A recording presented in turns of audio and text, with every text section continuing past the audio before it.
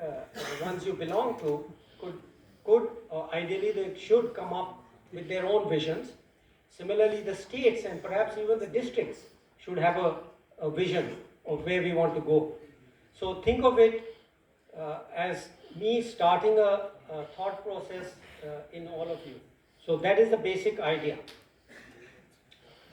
Okay, now I'm going to talk about basically three things. You know, if we are thinking of the future, we have to take stock of the present. So that is the first thing I do. I look at how we are positioned for this future. So look at relative per capita GDP, growth, employment, poverty, and income distribution. The second aspect, when we are talking about a period of 10, 15, 20, 30 years, which is what we are talking about if we think of 2047, or I prefer to think of 2050, nice round numbers. 47, 6 gets a little complicated for me. So I think of round numbers, 2030, 2050. So the second thing when you look that far is what are the global opportunities? What are the opportunities? What are the domestic global opportunities?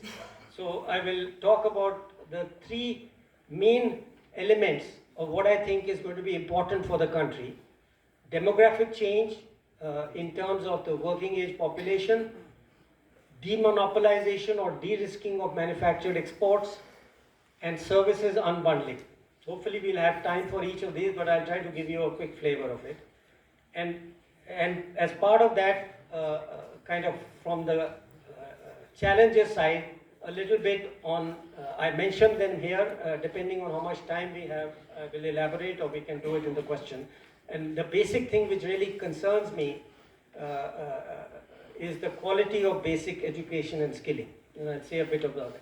And of course, you are all aware of the bureaucratic socialism legacy, which I may not touch upon, but I hope some of you can inform me and educate me more on that. Of course, I have also dealt with all these things. And finally, the third one, these two go together kind of. And the third and final one is the projected outcome. So if we navigate these global opportunities, where we are likely to be. So growth. So the first one, growth rate, employment and wages.